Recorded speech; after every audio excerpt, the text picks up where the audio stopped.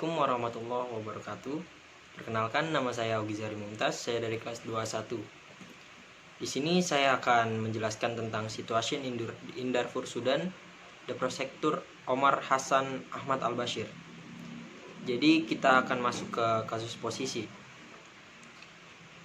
Omar al-Bashir merupakan seorang individu yang menjadi kepala negara sekaligus merupakan panglima tertinggi di Sudan. Setiap kepala negara memiliki hak kekebalan atau immunity right. Hal tersebut merupakan kebebasan yang telah diberikan oleh pemerintah negara untuk bertindak dalam mengambil kebijakan agar tidak bergantung kepada pemerintah di negara tersebut. Namun, kekebalan tersebut tidak dapat berfungsi jika ada pelanggaran hukum yang diperbuat oleh seorang pejabat negara hanya untuk kepentingan individu atau kepentingan pribadi dan bukan untuk kepentingan negara. Seperti yang terjadi dalam kasus kepala negara Omar al-Bashir, di mana beliau dikenakan tuduhan atas konflik dan krisis yang terjadi di kawah Darfur, Sudan, yang terdiri dari beberapa faktor seperti faktor kekeringan, faktor perubahan, faktor pertumbuhan yang cepat, dan faktor kesempatan politik. Kasus Omar al-Bashir ini juga menyiratkan bahwa pemimpin negara itu memenuhi pertanggungjawaban pidana. Kesalahan yang dilakukannya yaitu pemimpin negara tersebut melakukan suatu tindak pidana internasional yang masuk dalam yurisdiksi ICC, antara lain kejahatan perang, kejahatan terhadap kemanusiaan, dan genosida yang dilakukan dengan kesengajaan.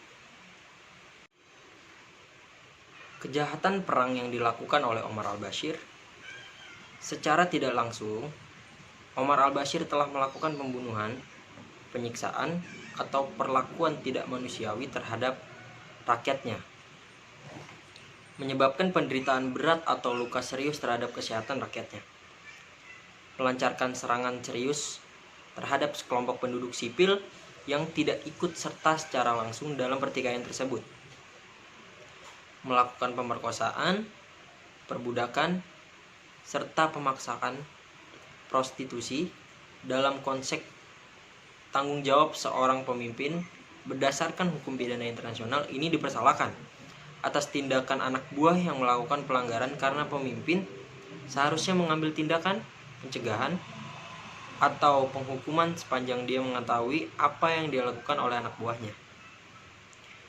ICC dapat mengadili Omar al-Bashir walaupun Sudan tidak meratifikasi Statuta Roma 1998 karena yang menjadi jaksa ICC adalah Dewan Keamanan PBB.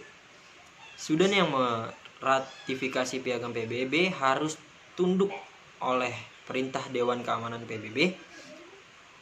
Sudan telah menjadi anggota PBB sejak tanggal 12 November 1956. Meskipun Sudan bukan merupakan pihak Statuta Roma, tetapi dalam pasal 25 Statuta Roma dapat menjerat Omar al-Bashir sebagai seorang individu dan Sudan harus mengikuti keputusan yang ada dalam resolusi Dewan Keamanan PBB nomor 1593. Hambatan yang terjadi dalam penyelesaian kasus Omar al-Bashir disebabkan oleh kerumitan yang diciptakan oleh orang-orang yang memiliki kepentingan di Sudan, serta melemahnya motivasi dari pihak-pihak yang berseteru seperti pemerintah pemberontak, militer, serta Janjaweed atau pemberontak yang ada di Sudan. Berdasarkan 5W1H, apa yang terjadi? Kasus situasi di Darfur, Sudan pada saat pimpinan Omar al-Bashir. Siapa saja yang terlibat? Yang terlibat dalam kasus ini diantaranya ada Omar al-Bashir sebagai kepala negara Sudan, ada Sudan Liberation Army atau SLA, ada Justice and Equality Movement, serta Janjaweed selaku pemberontak yang diperintahkan oleh pemerintah Sudan untuk mengadakan serangan balasan. Di mana kasus ini terjadi? Kasus ini terjadi di Darfur, Sudan. Kapan terjadinya? Berawal pada tahun 2003 saat kawasan yang terletak di sebelah barat Sudan tidak mendapat perhatian serta tirani terhadap warga non-Arab dari pemerintah Sudan. Kenapa kasus ini bisa terjadi? Dikarenakan adanya kejahatan terhadap kemanusiaan dan genosida yang dilakukan dengan kesengajaan sehingga Omar al-Bashir sebagai kepala negara mempertanggungjawabkan apa yang telah dilakukan oleh anak buahnya. Dan bagaimana kasus ini bisa terjadi? Pertama, berawal dari kawasan yang terletak di sebelah barat Sudan tidak mendapatkan perhatian serta tirani terhadap warga non-Arab dari pemerintah Sudan. Terbentuklah dua kelompok pemberontak yang bernama SLA dan JEM. Dikarenakan pada saat itu pemerintah Sudan tidak siap untuk mengadakan serangan balasan dengan keterbatasan personil. Pemerintah Sudan meminta kepada masyarakat Sudan untuk membuat kelompok pemberontak yang dinamakan dengan Janjaweed. Jadi kejadian itulah kemudian situasi di Sudan semakin memburuk dengan terjadinya kejahatan perang, kejahatan terhadap kemanusiaan, dan genosida yang dilakukan dengan kesengajaan. Kejahatan perang yang dilakukan Omar al-Bashir dikarenakan tanggung jawabnya sebagai pemimpin, Omar secara tidak langsung melakukan pembunuhan, penyiksaan, atau perlakuan manusiawi. Karena seorang pemimpin dalam konsep tanggung jawab, pimpinan berdasarkan hukum pidana internasional diserahkan atas tindakan anak buah yang melakukan pelanggaran karena pemimpin seharusnya mengambil tindakan pencegahan ataupun penghukuman selama ia mengetahui perbuatan yang telah dilakukan oleh anak buahnya tersebut. Lalu kita masuk ke dalam self-determination situation in Darfur, Sudan.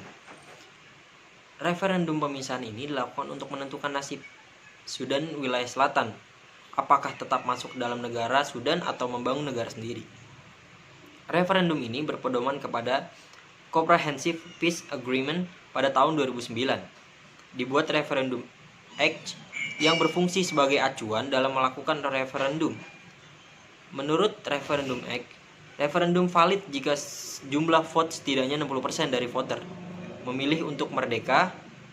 Referendum akan dilaksanakan di Sudan bagian utara, selatan, dan 8 lokasi di negara lain.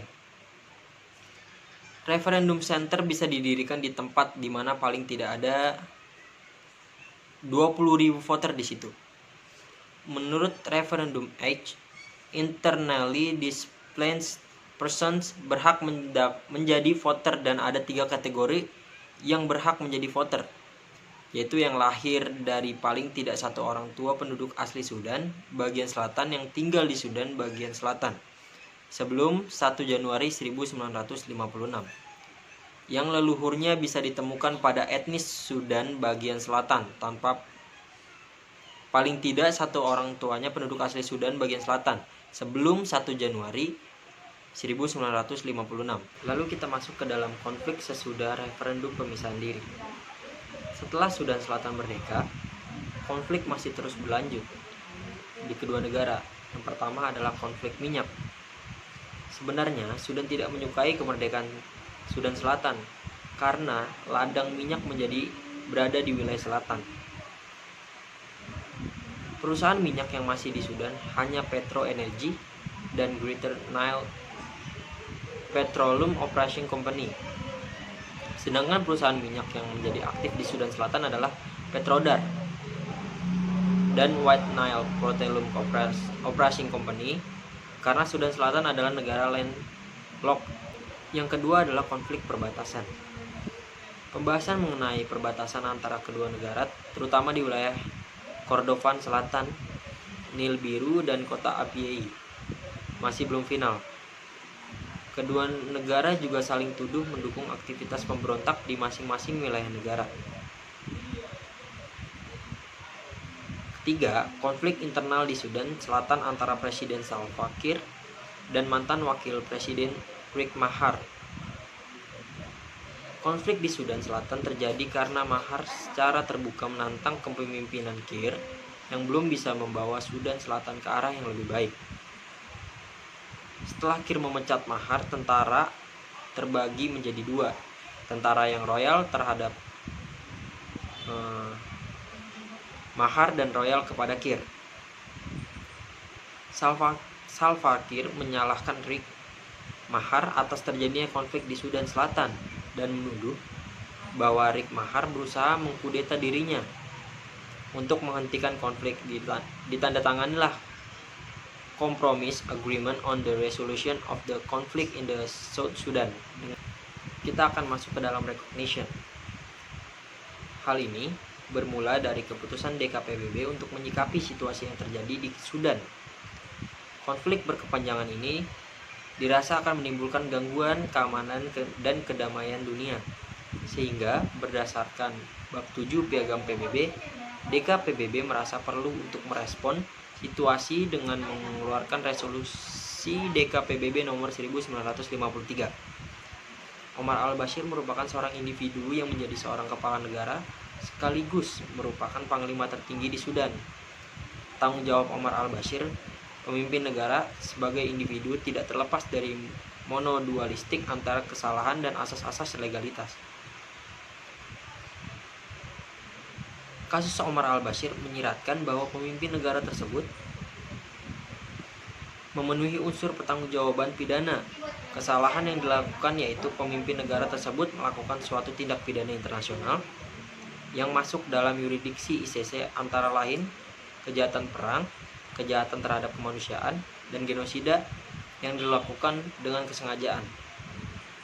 Legalitas dari tindak pidana kejahatan perang, kejahatan terhadap kemanusiaan, dan genosida terdapat dalam pasal 6 Statuta Roma 1998 tentang genosida dan pasal 7 Statuta Roma 1998 mengenai kejahatan terhadap kemanusiaan dan pasal 8 mengenai kejahatan perang. Lalu kita masuk ke dalam sovereignty.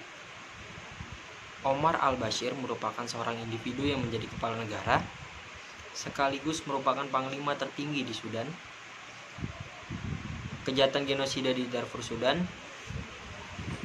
tanggung jawab negara dapat diterapkan terhadap tindakan negara yang melanggar perjanjian, tidak melaksanakan perjanjian-perjanjian kontraktual, serta tindakan-tindakan negara yang menimbulkan kerugian terhadap warga negara atau warga negara lain.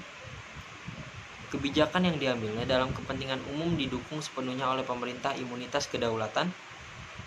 Negara memberikan penjelasan bahwa suatu negara berdaulat memiliki kekuasaan penuh untuk menjalankan kehidupan negaranya, sehingga kekuasaan demikian harus dihormati oleh setiap negara lainnya yang juga memiliki kekuasaan tersebut.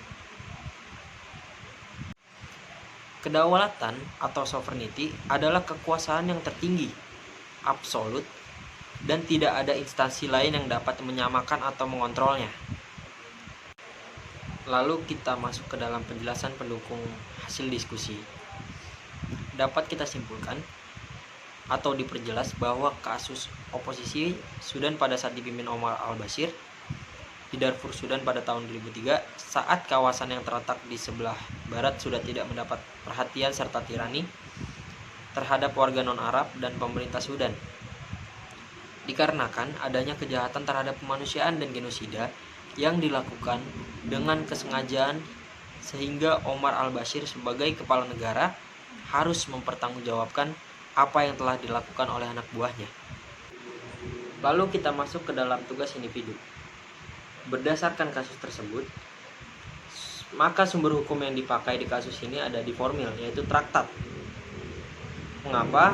Karena dikeluarkan resolusi DKPBB nomor 1547 tanggal 11 Juni 2004 yang memerintahkan agar pemerintah Sudan dan para pemberontak harus melaksanakan perjanjian gencatan senjata yang sudah dirintis oleh Chad dan UAE sebelumnya.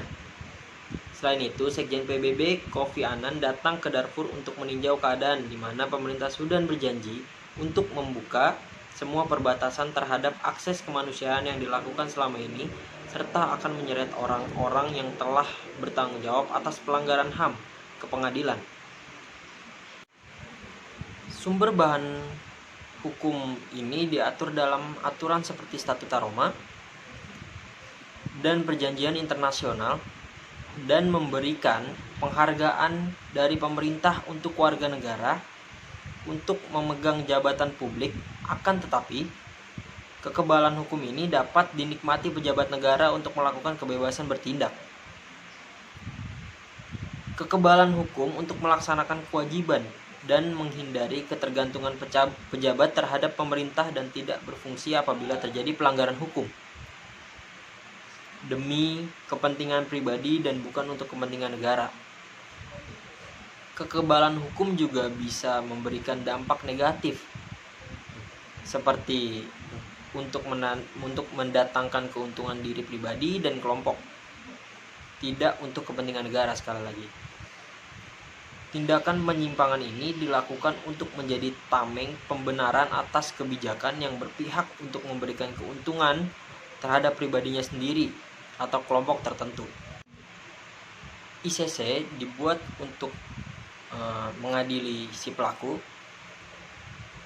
yang memiliki peranan penting di negara tersebut, di mana tercantum dalam pasal 27 1998 dalam Statuta Roma, di mana tidak ada satu individu dapat terbebas dari hukum nasional atau internasional, termasuk seorang presiden. Jika presiden salah pun harus bertanggung jawab atas kejadian tersebut atau yang dilakukannya. Tanggung jawab Omar al-Bashir sebagai pemimpin negara melakukan kesalahan tindak pidana di mana melakukan kejahatan perang. Jadi, pemberlakuan yurisdiksi Mahkamah Pidana Internasional menggantikan yurisdiksi pengadilan dengan memenuhi kriteria prinsip ketidakinginan dan ketidakmampuan. Indikator yang diatur dalam statuta untuk melihat ketidakinginan yang sungguh-sungguh dari sebuah pengadilan nasional, di mana peradilan dilaksanakan untuk melindungi seseorang dari pertanggungjawaban pidana atas kejahatan yang dilakukan, dan proses peradilan pidana ditunda tanpa ada alasan. Jadi seperti percuma seorang masuk ke pengadilan dan proses sebelumnya dilaksanakan secara bebas dan independen. Nah, dengan adanya traktat atau perjanjian sebelumnya, ICC mengeluarkan surat penahanan atas Omar al-Bashir yang pada saat itu masih berkuasa. PBB juga ikut turun tangan menangani masalah ini karena masalah ini menimbulkan gangguan keamanan dan mengancam perdamaian dunia. Maka PBB mengeluarkan DKPBB nomor 1953 pada tanggal 31 Maret 2015 untuk memenuhi ketentuan pasal 13B Statuta Roma 1998, di mana resolusi ini menyatakan bahwa pemerintah sudah harus bekerja sama dengan ICC untuk melakukan penyidikan dan penuntutan resolusi itu, dan menyatakan bahwa sudah bukan lagi negara dari pihak Statuta Roma. Intervensi dan perjanjian internasional dari negara lain dibatasi atas perintah Dewan Keamanan PBB dan Mahkamah Pidana Internasional agar waktu menyelesaikan masalah lebih cepat dan keadilan lebih ditegakkan kembali. Sekian yang dapat saya sampaikan, kurang lebihnya saya mohon maaf. Billahi taufiq wal hidayah. Wassalamualaikum warahmatullahi wabarakatuh.